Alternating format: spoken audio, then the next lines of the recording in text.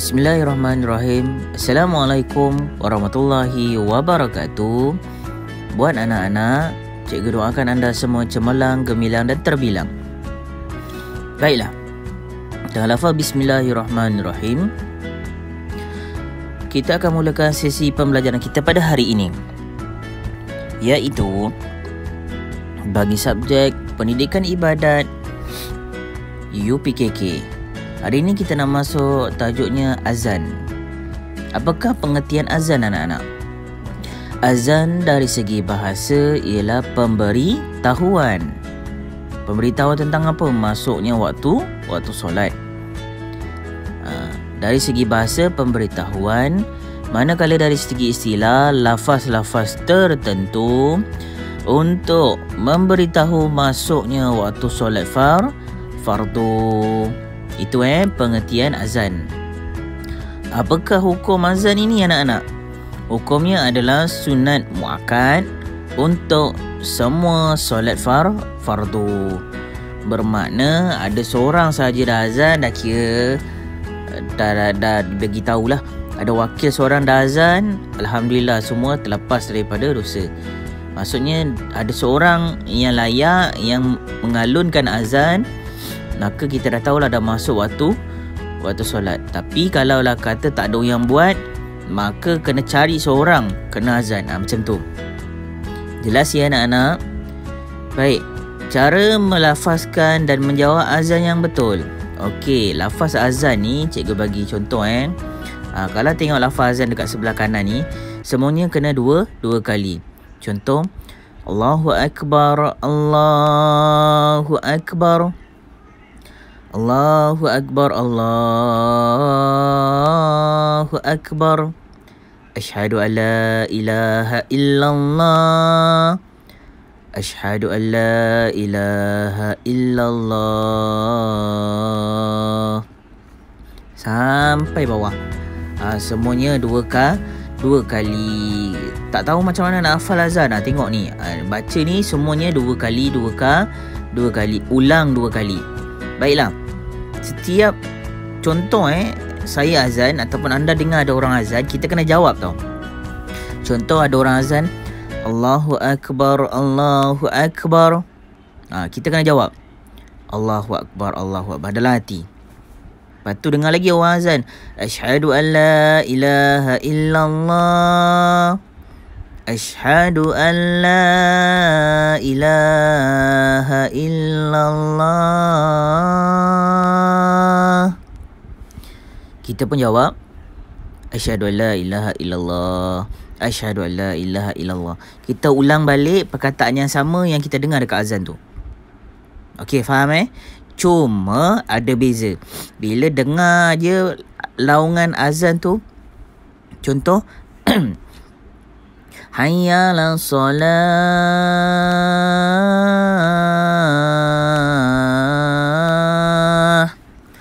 Hayya 'alas solah.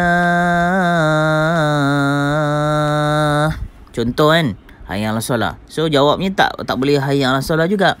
Dia akan jadi la haula wala quwwata illa billahil aliyil azim. Dengar lagi, hayya 'alas solah. Awak pun jawab la haula wala quwwata illa billahil aliyil azim. Begitu. Sampailah habis, dan akhir sekali Allahu Akbar, Allahu Akbar, la ilaha illallah. Kita ikut saja jawapannya. Okey. Beza hanyalah dekat hayya 'alas solah dan hayya 'alal falah. Baiklah. Kita tengok di sini kalimah as-salatu khairum minan naum. Subuh dia ada tambah as-salatu khairum minan naum. Solat itu lebih baik dari tidur. Maka ni hanya untuk solat subuh saja tau, sebab orang subuh susah bangun So selepas lafaz yang mana? Hayya 'alal falah. Hayya 'alal falah dari mana? Hayya 'alas solah, hayya 'alas solah, hayya 'alal falah, hayya 'alal falah, as-salatu khairum minan naum. Dia letak dekat situ. Okey, jelas ya? Baik, kita masuk tentang syarat-syarat sah azan. Ada beberapa syarat-syarat sah azan. Syarat sah azan ni kena ada syarat ni, syarat penting ni baru boleh azan. Iaitu mestilah orang Islam, lelaki, berturut-turut secara tertib, mumaiz, yakin masuknya waktu solat dan dilafazkan dengan bahasa Arab. Itulah dia syarat-syarat sah azan. Baik. Kita tengok yang seterusnya, perkara-perkara sunat ketika azan. Apa perkara sunat ketika azan? Iaitu menghadap kiblat, suci daripada hadas kecil dan besar, berdiri ketika melaungkan azan. Okey.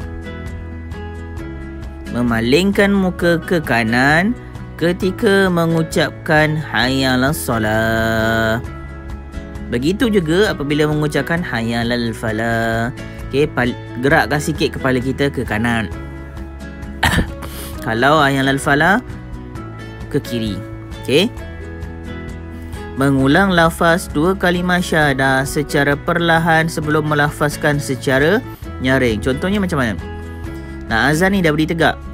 Biasa imam ataupun Bilal yang akan azan tu, asyhadu an la ilaha illallah wa asyhadu anna Muhammadar Rasulullah. Allahumma salli ala Sayyidina Muhammad wa ala ali Muhammad. Baru dia masuk azan.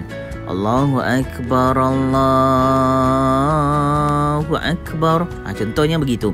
Okay, dia mengucap 2 kalimah syahadah secara perlahan dulu. Okay, istighfar dan sebagainya. Okay, baik. Okay.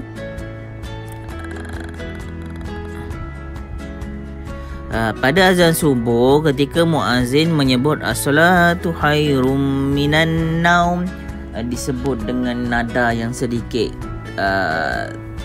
tegas. Okey, tegas dan kita panggil sebagai gagah lah, bukannya meleweh. Okey, baik. Seterusnya, muazzin seorang yang adil. Pastikan tukang azan seorang yang adil, seorang yang bersuara nyaring dan lantang, dan doa selepas azan. Okey. Baik, kita tengok yang seterusnya. Tujuan melaungkan azan. Apa tujuan melaungkan azan? Yang pertama, okey, menandakan telah masuknya waktu solat. 2, tujuannya ialah kita nak mengajak orang ramai untuk menunaikan solat secara berjemaah. Dan yang ketiga, menyeru manusia untuk menunaikan solat fardu. Itu dia anak-anak, tujuan melaungkan azan. Tadi kita dah tahu tentang perkara sunat ketika azan. Sekarang kita nak masuk perkara makro ketika azan, perkara yang tidak boleh kita buat. Azan ketika kita berhadas besar dan kecil. Azan untuk orang yang fasik. Okey. Memanjangkan suara sehingga ubah makna lafaz azan. Berlengur-lengur sangat pun sampai ubah maksud pun tak boleh. Baik, duduk bagi yang tidak mampu berdiri. Azan dia kena berdiri menghadap kiblat. Azan oleh kanak-kanak yang belum memaiz, kanak-kanak yang belum akil balik, dan bercakap-cakap tanpa keperluan. So tak boleh perkara ini makro ketika azan. Tapi kalau contoh di tengah azan dia sakit ke apa dan sebagainya, dia terpaksa mungkin nak berbantukan kerusi dan sebagainya, itu lain. Perkara makro ni tak boleh kita buat. Okey, sekiranya ada keuzuran macam tadi, memang tak boleh nak berdiri, pakai tongkat ke dan sebagainya ke, itu masuk dalam bab lain. Kalau ada keuzuran tak ada masalah. Okey, baik, kita tengok kat sini. Kegunaan azan dan iqamah selain dari solat. Apa dia kegunaannya ataupun apa yang kita boleh buat dengan lafaz azan ni? Iaitu menyambut kelahiran anak. Baby baru lahir, bapaknya, suami, biasa dia akan azan dan iqamah kan dekat telinga kanak-kanak tu, dedahkan tentang Islam. Yang kedua, ketika kejadian kejadian mencemaskan seperti ribut, taufan, tsunami, kebakaran, malam petaka, boleh azan. Rumah terbakar, nak tunggu bomba tu datang, kita azan. InsyaAllah dengan izin Allah, dia tak akan teruk lah kebakaran tu. dia akan reda sedikit. Kalau nampak ada taufan tu, hujan ribut, azan lah, InsyaAllah akan perlahan sedikit dengan izin Allah. Okey. Begitu juga yang seterusnya, kegunaan azan apa dia? Mengiringi orang musafir. Orang nak pergi makan, dia akan azan dekat penjuru rumah tu. Nak turun tangga tu dia dah azan. Tu mengiringi orang nak musafir. Baik, seterusnya orang yang dirasuk makhluk halus, kena gangguan lah, histeria ke apa ke, azan lah, InsyaAllah dipermudahkan urusan. Baiklah anak-anak, itu sahaja untuk hari ini, iaitu azan. Okay, untuk pelajaran ibadat UPKK. Cikgu doakan anda semua cemerlang, gemilang dan terbilang InsyaAllah. Okay, berjaya semuanya dengan cemerlang dalam peperiksaan UPKK anda. Okay, jangan lupa like dan subscribe untuk memudahkan anda mengulang kaji pelajaran InsyaAllah. Jumpa lagi di lain waktu. Assalamualaikum warahmatullahi wabarakatuh.